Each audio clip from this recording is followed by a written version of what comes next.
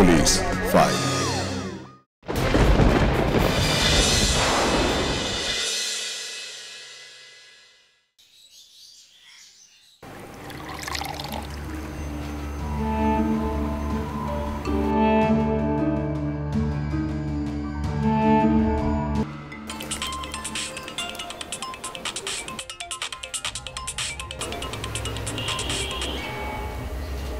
কি ব্যাপার,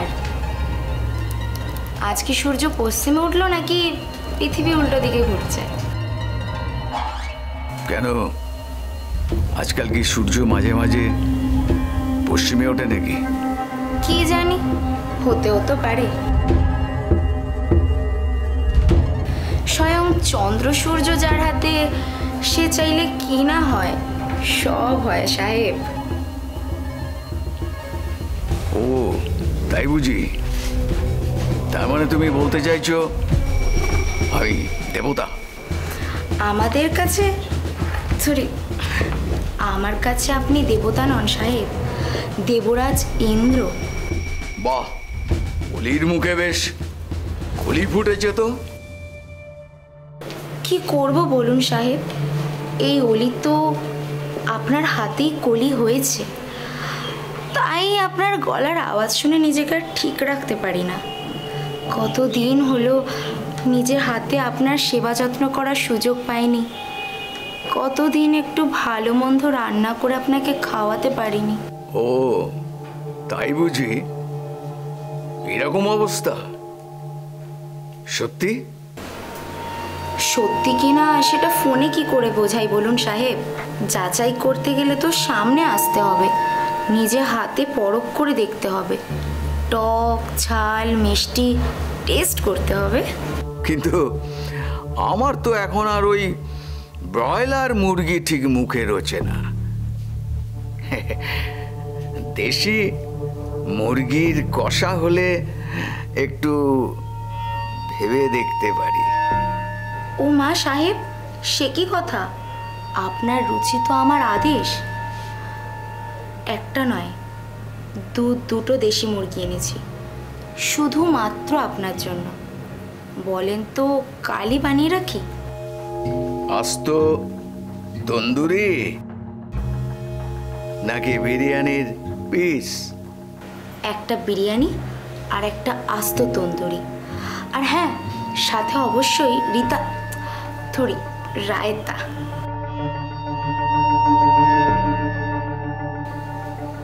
সাহেব মানে আপনার? হ্যাঁ আমারই, কোনো চিন্তা নেই। আমি কিন্তু ওই গোটা মুরগিটাই খাবো। হোম ডেলিভারি বয় পাঠিয়েছি, একটু প্যাকিং করে ঠিকঠাক করে পাঠিয়ে দে, যত্ন করে পাঠাস, যেন ঝোল না পড়ে। ঠিক আছে ঠিক আছে।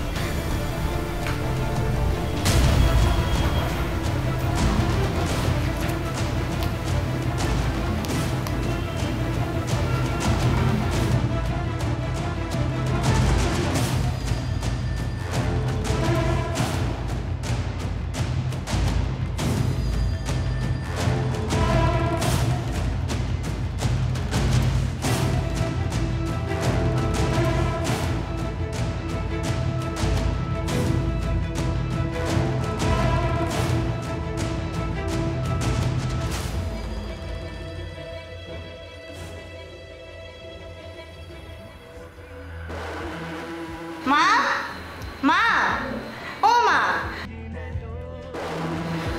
কি কি হলো কি বলতো?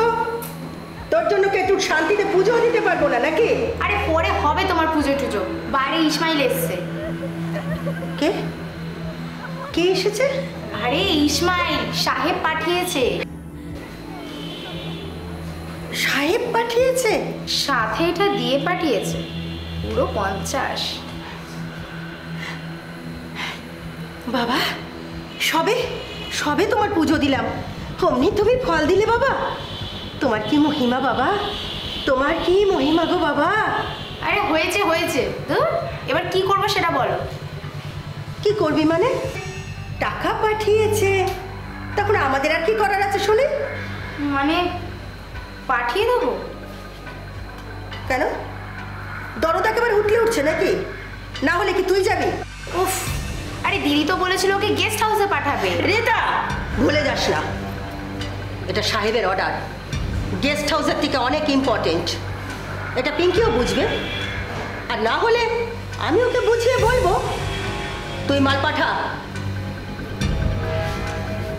কি হলো, দাঁড়িয়ে আছিস কেন? যা, আরে যা।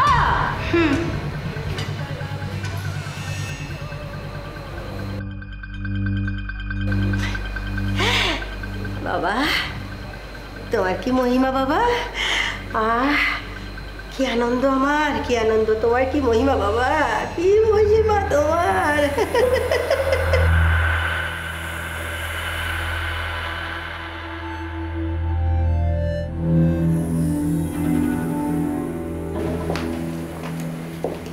সরি, আপনাকে একটু ওয়েট করতে হলো।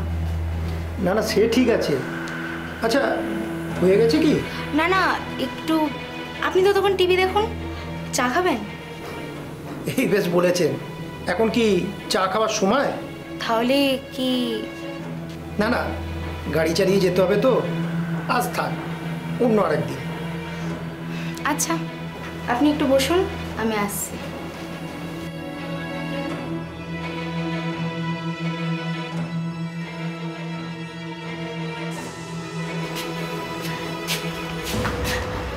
সব ঠিক ছিল তো? হ্যাঁ, সব সব ঠিক ছিল, সব ঠিক ছিল। এটা তোমার। এটা এসব আবার কেন? পরের বারে কিন্তু নতুন চাই। নিশ্চয়ই, মিটার বাড়বে, তবে একেবারে ফ্রেশ দেব, কথা দিলাম। নটি বৌদি।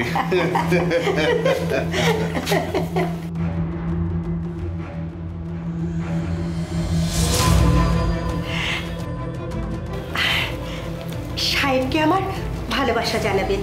নিশ্চয়ই। আচ্ছা, দেরি হবে কি? না না না না না না, এই এলো বলে। রিতা, এই রিতা!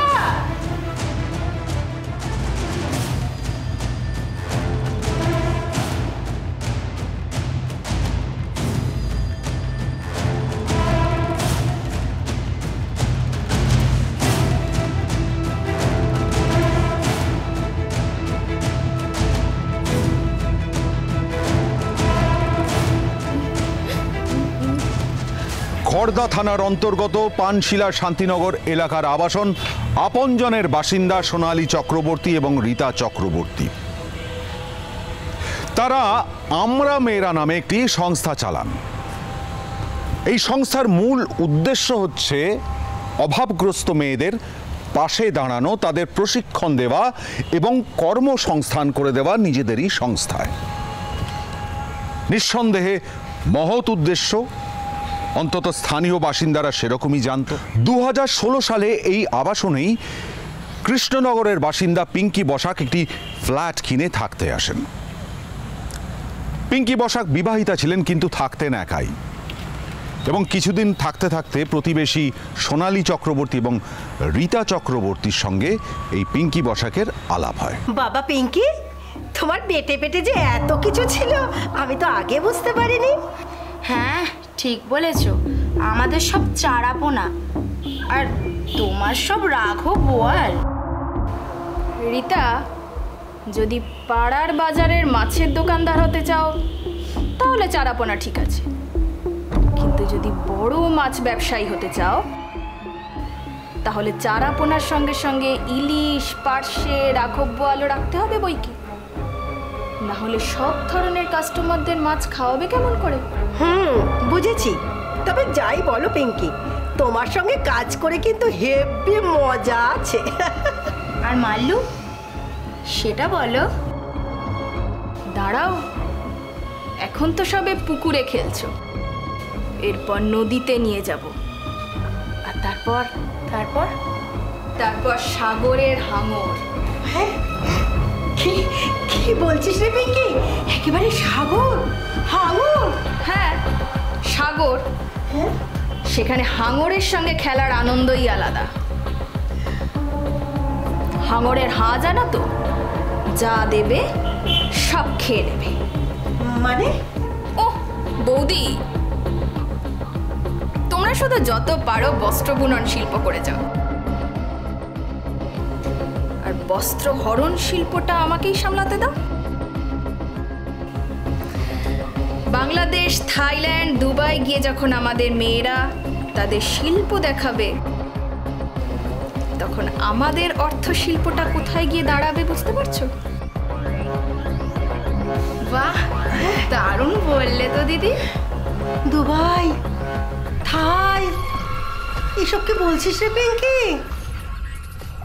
নিখুঁত পরিকল্পনা মাফিক এই কর্মসংস্থান এবং কর্ম প্রশিক্ষণের আড়ালে চলতে থাকে পিঙ্কি, সোনালী এবং রীতার আসল ব্যবসা। তাদের মূল লক্ষ্য ছিল গ্রামের অভাবগ্রস্ত 18 বছরের কম বয়সী নাবালিকারা।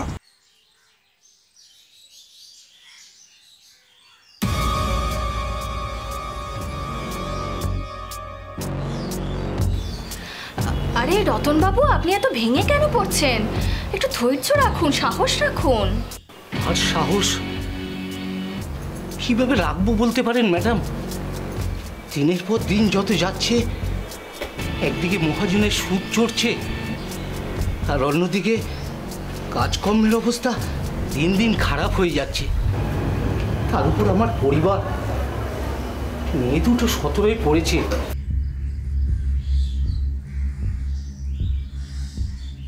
আর আমার আচ্ছা, আপনি তো গুজরাটে কাজ করেন বললেন, তাই না?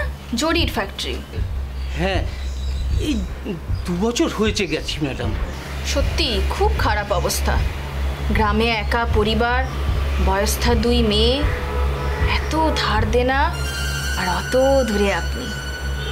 কিছু একটা হলে তো সময় মতো আপনি এখানে এসে পৌঁছতেও পারবেন না। না মানে আমি তাই ভাবছিলাম।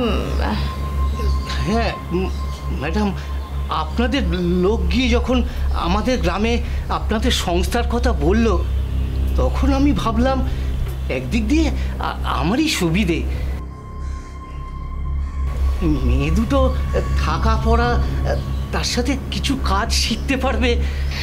আপনি এক কাজ করুন, আপনি কালই আপনার মেয়েদেরকে এখানে নিয়ে আসুন। না মানে আচ্ছা ঠিক আছে রতনবাবু। রীতা, ওনাকে। হ্যাঁ দিদি।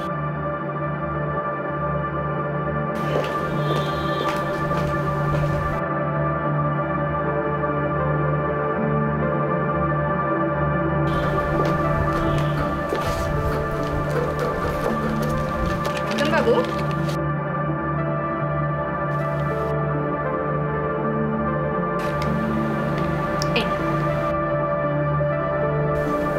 এটা কি? আমি তো আপনাকে বলেইছি, আপনার মেয়েরা আমাদের এখানে প্রথম মাস থেকেই স্টাইপেন্ড পাবে। দেখুন, আপনার মেয়েরা যে জিনিসগুলো বানাবে সেগুলো বাইরের বাজারে যে দামে বিক্রি হবে, তার একটা লাভের অংশ তো ওরা পাবেই। সেটাই আপনাকে অ্যাডভান্স দিয়ে দিলাম।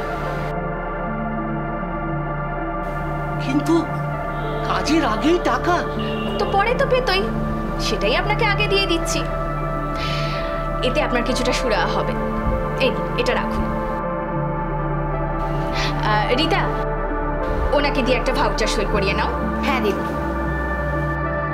এইভাবেই প্রদীপের নিচে জমতে থাকে অন্ধকার, গাঢ় অন্ধকার।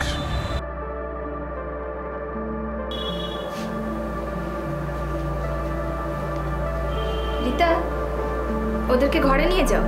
হ্যাঁ দিদি, চলো।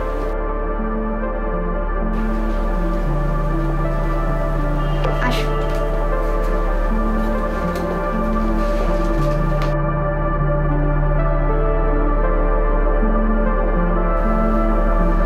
রতনবাবু, আপনার দুশ্চিন্তার কোনো কারণ নেই। ওরা তো আমার বোনের মতো। মনে করুন না, দিদির বাড়িতে বোন থাকতে এসেছে। কথায় বলে, শাক দিয়ে কি মাছ ঢাকা যায়? যায় না। আর ঠিক সেই কারণেই প্রতিবেশী মানুষদের কাছে এই অন্ধকারের ব্যবসাটাও খুব বেশি দিন চেপে রাখা যায় না।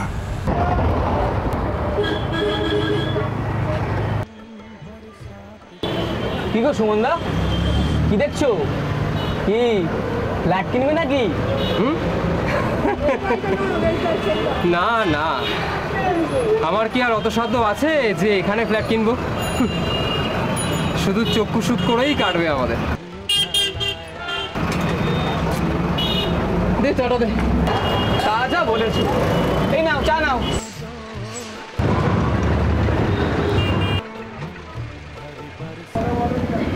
আচ্ছা, ইদানিং লোকজনের সংখ্যা একটু বেশি হয়েছে মনে হচ্ছে না? হ্যাঁ, কোত্থেকে সব নতুন নতুন মুখ আমদানি হচ্ছে, আমি কিছুই বুঝতে পারছি না। তা যা বলেছো সুমনদা, তারা যে কোথা থেকে আসে আর কোথায় যায় কে জানে।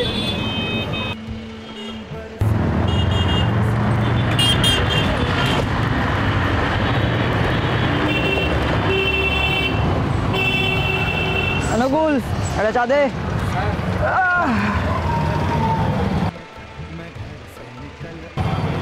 কি ব্যাপার গো, রোজ দিন তো দুটো করে থাকে বাইক, আজকে তিনটে?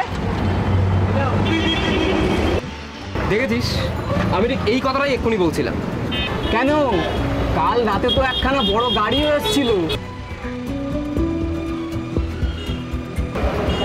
বলিস কি, বড় গাড়ি? তা কত বড়? কখন? ওই তো রাতে আমার দোকান বন্ধ করার ঘন্টাখানেক আগে একটা সুমু এসে দাঁড়ালো।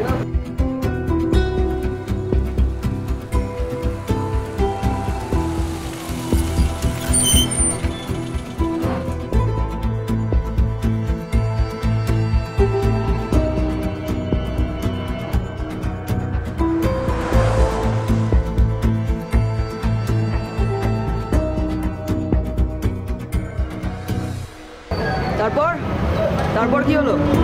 তারপর আবার কি, আমি যখন দোকান বন্ধ করছিলাম তখনই দেখছিলাম দাঁড়িয়েছিল। বাবা, এত রাত অব্দি কি শিল্পকর্ম চলে ওখানে? জানো নাকি গো সুমনদা? না না, আমি জানবো কি করে? আমি গুগল নাকিবে যে আমাকে সব কিছু জানতে হবে? আমি আধার ব্যাপারে, ওখানে যেসব বড় বড় শিল্পকর্ম চলে ওইসবের খবর আমি রাখি না। কিরে প্রদীপ বল। ব্যাপারটা কিন্তু ঠিক লাগছে না। মানে কি বলছিস? Case jaundice?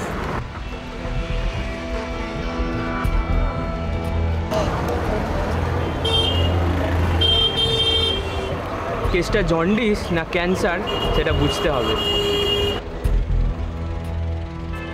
নিয়মিতভাবে পাড়ার মধ্যে অজানা অপরিচিত মানুষদের অসময়ে যাতায়াত ওই পাড়ার লোকেদের কাছে সন্দেহের কারণ হয়ে দাঁড়ায়।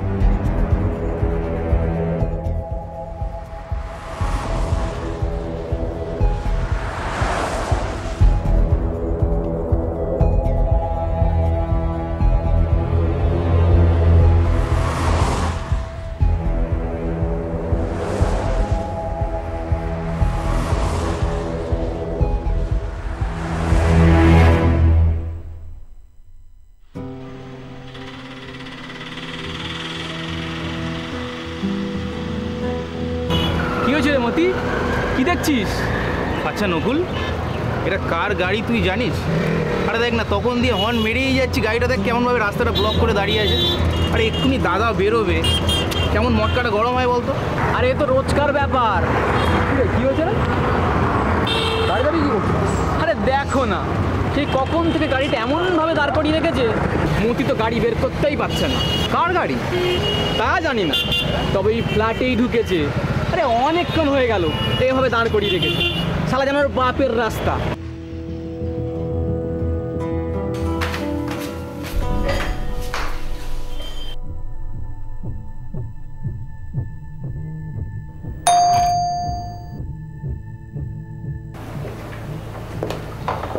ব্যাপার, আপনারা? বাধ্য হয়ে আসতে হলো। কেন, কি হয়েছে?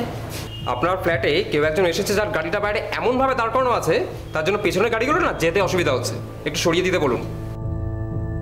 এখানে এত বড় ফ্ল্যাট থাকতে আপনাদের কেন মনে হলো যে এই ফ্ল্যাটেই ঢুকেছে? অন্য কোনো ফ্ল্যাটেও তো হতে পারে। না, আমরা দেখেছি ওই লোকটা আপনার ফ্ল্যাটেই ঢুকেছে। ও, আপনারা বুঝি সারাদিন আমাদের ফ্ল্যাটের দিকে তাকিয়ে বসে থাকেন, তাই তো? কি যারা বলছেন কি? হ্যাঁ, কে আছে তাকে বলুন গাড়িটা সরিয়ে দিতে, ব্যাস হয়ে গেল। একদম চিৎকার না, আস্তে কথা বলুন আমার সাথে। বাবা, আরে আপনার সাথে তো আস্তেই কথা বললাম। সবার অসুবিধা হচ্ছে তাই বললাম গাড়িটা সরিয়ে দিতে, ব্যাস। সবার না, আপনাদের অসুবিধা হচ্ছে। সারাদিন তো কোনো কাজকর্ম নেই, ড্যাবডে বিয়ে চোখ উল্টে আমাদের দিকে তাকিয়ে থাকেন। আরে আশ্চর্য তো! হ্যাঁ, কি বলছেন বলুন তো আপনি? ভদ্রভাবে কথা বলছি, সেটা ভালো লাগছে না, তাই না? যান যান, আর ভদ্রতা দেখাতে হবে না, একটু পরে সরিয়ে দিচ্ছি, যান তো।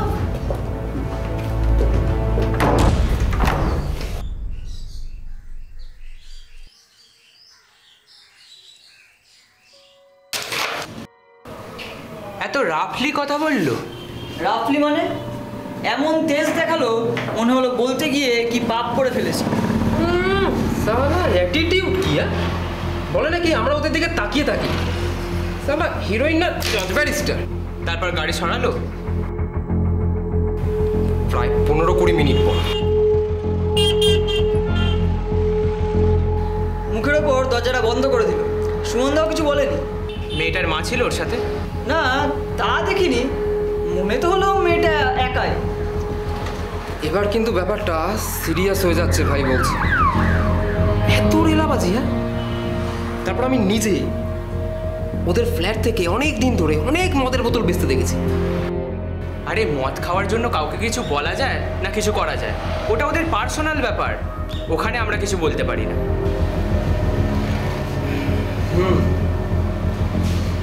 কিন্তু আমি এটাই বুঝতে পারছি না যে ওরা নাকি মেয়েদের নিয়ে একটা সংস্থা চালায়, কাজ শেখায়,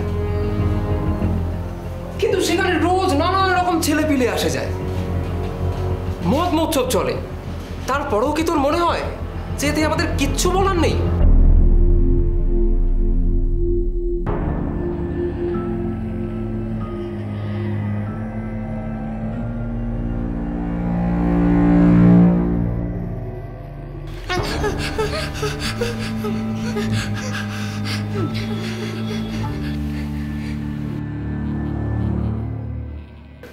তুই আয়।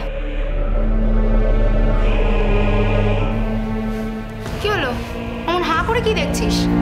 আয়, টাইম হয়ে গেছে, আজ ফ্যাক্টরি যেতে হবে। চ চ। তুই যা না, তুই যা প্লিজ, তুই যা, আমার খুব ভয় করছে। তোরা ফুসুর ফুসুর করে কি বলছিস রে? আগের বার ও গেছে, এবার তুই যাবি, সিম্পল। চ চ চ।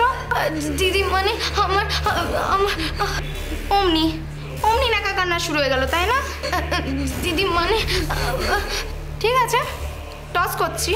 হেড হলে তুই আর টেল হলে ও।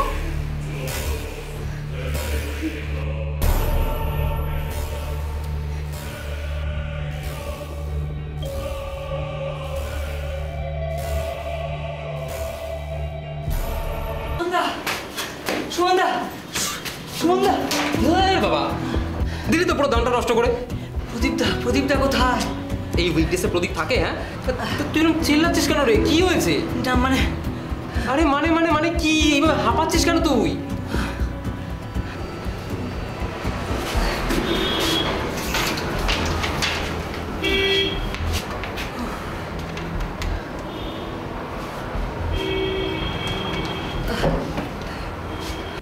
আমরা যা ভেবেছিলাম ঠিক তাই।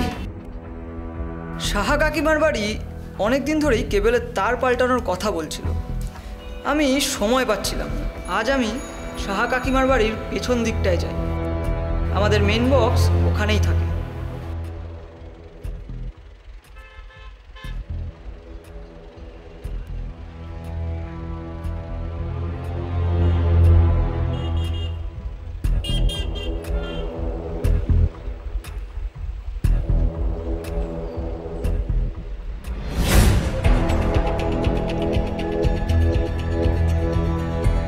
আমি প্রথমে বুঝতে পারিনি, ও তো খেয়ালও করিনি, কিন্তু হঠাৎ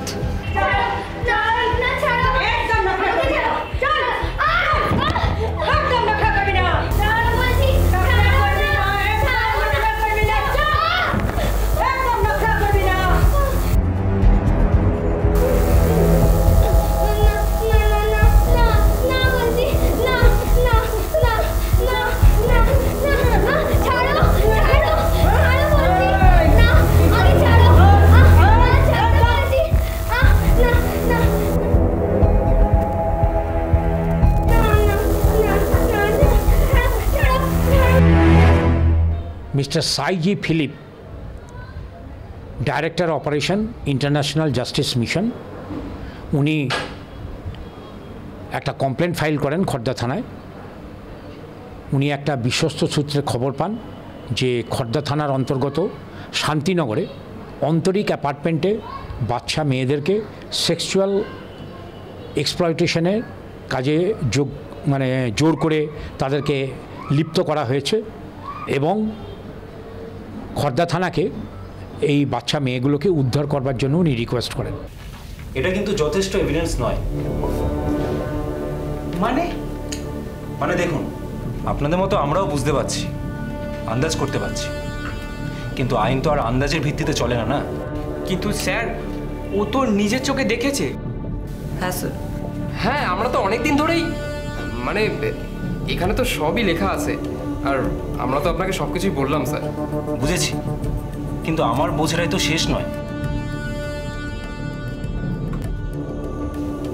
আইনের নিজস্ব একটা পদ্ধতি আছে, আর সেই পদ্ধতির বাইরে আমরা কিছুই করতে পারবো না। মানে ধরুন, চোর চুরি করে সে তো সবাই জানে, কিন্তু সে শাস্তি পায় কখন? যখন সে চুরি করা অবস্থায় ধরা পড়ে। ঝুমা, তোর তো জ্বরে গা পুড়ে যাচ্ছে। আর পারছে না দিদি, আর না, আমার পেটে খুব যন্ত্রণা করছে। কি করবি বল? কিছু যে আর করার নেই, সব রাস্তা যে বন্ধ। খিদেতে পেট চিড়ে যাচ্ছে, কতদিন ভালো কিছু খায়নি। কিছু একটা কর না দিদি। কি করবি বল? কিচ্ছু করার নেই, চারিদিক যে বন্ধ। চিৎকার করলে কেউ শুনতে পাবে না, আমরা এখানে আটকে গেছি। কি করবি বল? তার থেকে বরং আমাকে গলা টিপে মেরে দে, মেরে দে আমাকে। ঝুমা, কি বলছিস কি তুই? ও ঠিকই বলেছে, প্রতিদিন মরার থেকে একেবারে মরে যাওয়াই ভালো। আমাদেরও দে।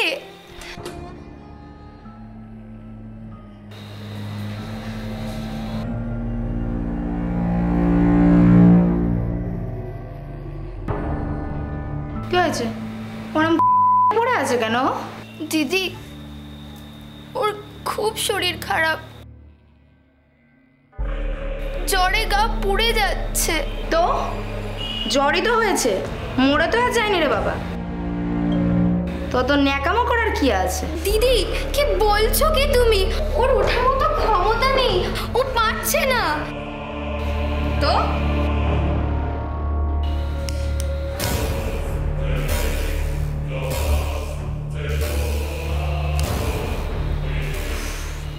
এক কাজ কর, তুই ওর হয়ে ডবল কাজ করে দে। আমি? হ্যাঁ, তুই তো ওদের নেতা, যাদের যাদের অসুবিধা হবে তুই তাদের হয়ে ম্যানেজ করে দিবি, তাই কি না বল?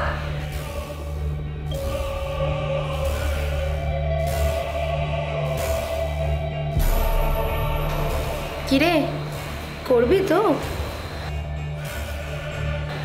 বুঝলে দিদি, ওদের ডোজগুলো একটু বাড়াতে হবে, না হলে হচ্ছে না। নে চ, রেডি হতে হবে।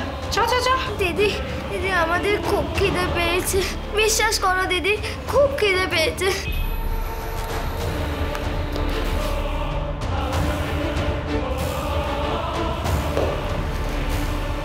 খিদে পেয়েছে? আহা, খুব খিদে পেয়েছে না? কি কষ্ট, কিন্তু কি করে তোদের খেতে দেবো বল? কেন দিদি? যত খাবি তত যে মেদ বাড়বে বাবু। মোটা হয়ে গেলে তখন যে আর খদ্দের পাবো না, তখন তোদের নিয়ে কি করব বল? কিরে দিদি, ওদের বল। একটা কথা খুব ভালো করে শোন আর ভালো করে মাথায় রেখে দে, তোরা যাই কর তোদের ভাগ্যে না আমিই লেখা আছি। আমি তোদের সব, আমি তোদের ভগবান। তাই আমাকে যতদিন খুশি রাখবি ততদিন বাঁচবি।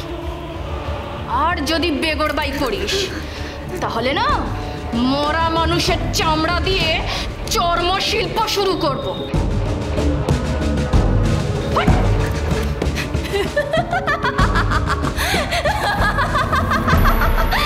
তাহলে এত কিছু জানার সত্ত্বেও, বোঝার সত্ত্বেও আমরা কিচ্ছু করতে পারবো না?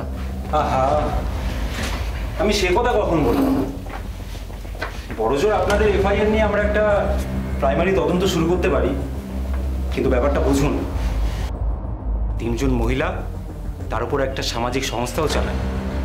খুব সেন্সিটিভ কেস, একটু ভুল কিছু হলেই কিন্তু ব্যাপারটা পুরো উল্টে যাবে। তাহলে স্যার মানে আমরা কিছুই করতে পারবো না? না না, আমি কিছুই করতে পারবো না সেটা তো নয়। ওই যে বললাম, চোরকে চুরি করার সময় ধরতে হবে, চুরির মাল সমেত।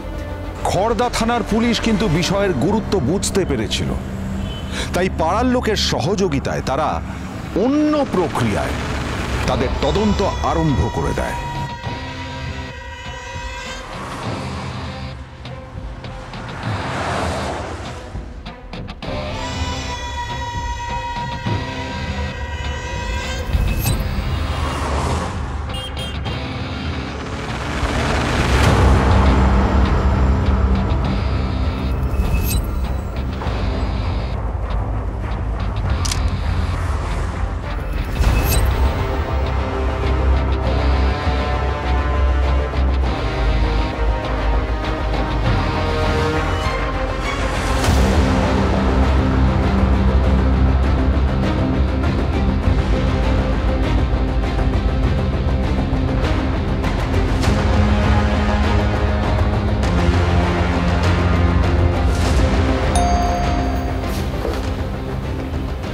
কি ব্যাপার আপনারা? আমরা ইসমাইল ভাইয়ের লোক। ইসমাইল? হ্যাঁ, আমাদের বলেছিল এখানে নাকি ভালো খাঁটি মধু পাওয়া যায়। ও বুঝেছি, আসুন।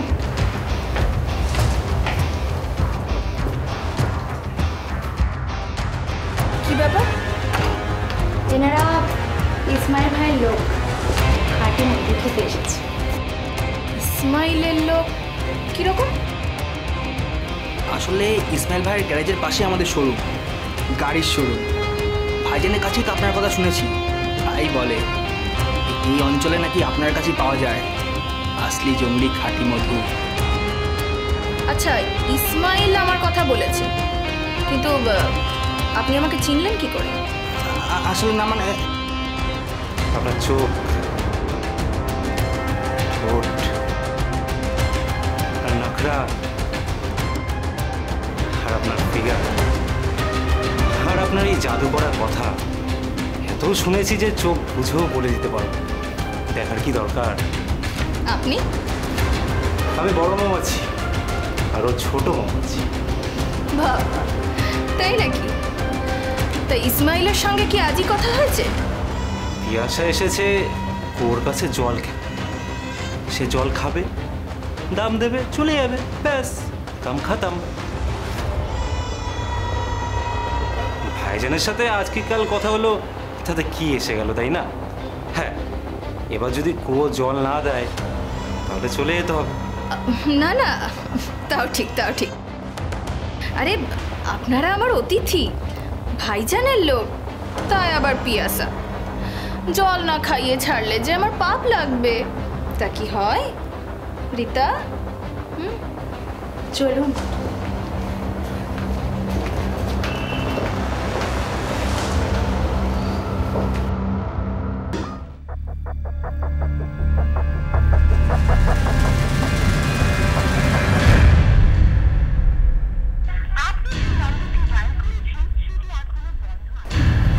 কি ইসমাইলের ফোন বন্ধ কেন?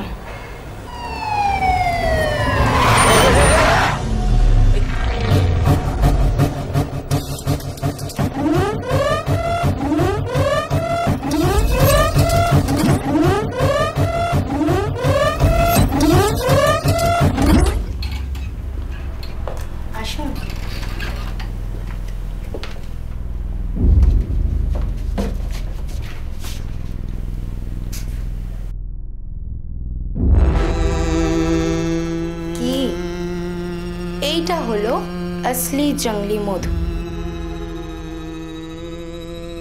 একদম ভেজাল নেই। বলেন তো তুলে দিই? দাঁড়ান। রিঙ্কি চৌধুরী অ্যাপার্টমেন্টের মালিক, এবং সেখানে বাচ্চা মেয়েরা বলে যে এই রূপালী চক্রবর্তী এবং শিপ্রা চক্রবর্তী বলে দুই ভদ্রমহিলা, তারা এই পার্লারে কাজ দেবে বলে লোভ দেখিয়ে বাচ্চা মেয়ে দুটোকে নিয়ে আসে এবং তারপর তাদেরকে জোর করে দেহ ব্যবসা করায় সেই ফ্ল্যাটে টাকার বিনিময়ে, এবং তাদেরকে অল্প টাকা দিয়ে দেহ ব্যবসা করাতো। ইসমাইল, এই ফোন কেন বন্ধ ছিল তোর? হ্যাঁ, পার্টি আমার কাছে ফোন করেছে, টাকা ফেরত চাইছে। কোথায় তুই? এই আবার তুই কাস্টমার পাঠিয়েছিস? সালা আমার সঙ্গে দোগলাবাজি করছিস। এই তুই কাস্টমার পাঠিয়েছিস কেন আমার কাছে? হ্যালো হ্যালো, এই যে আমি মৌমাছি আর তুমি মক্ষী রানী।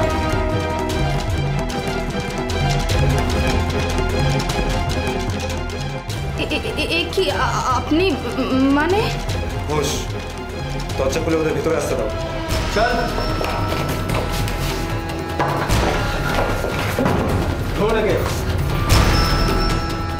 পিঙ্কি বসাক ওরফে মক্ষী রানী, তোমার এই নোংরা মধুশিল্পের যে ব্যবসা ফেলেছো না, তার থেকেও একটা বড় শিল্প আছে যার নাম আইন শিল্প।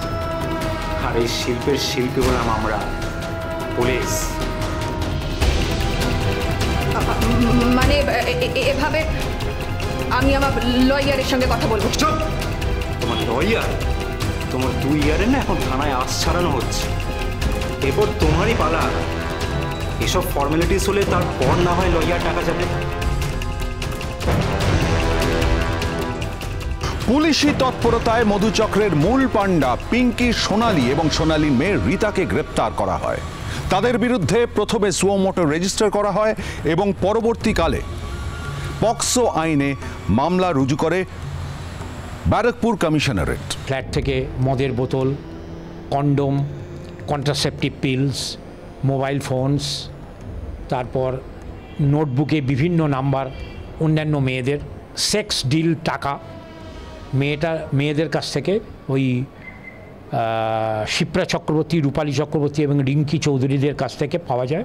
এই ঘটনা কিন্তু নতুন নয়, কিন্তু আমরা যদি একটু সামাজিকভাবে দায়বদ্ধ হই, সচেতন হই, তাহলে কিন্তু এই ঘটনা আটকানো যায়। আজকের পুলিশ ফাইলস কিন্তু তারই প্রমাণ। আজ এ পর্যন্তই, আবার দেখা হবে আগামী পর্বে। সাবধানে থাকবেন, সুরক্ষিত থাকবেন আর থাকবেন আমাদের সঙ্গে।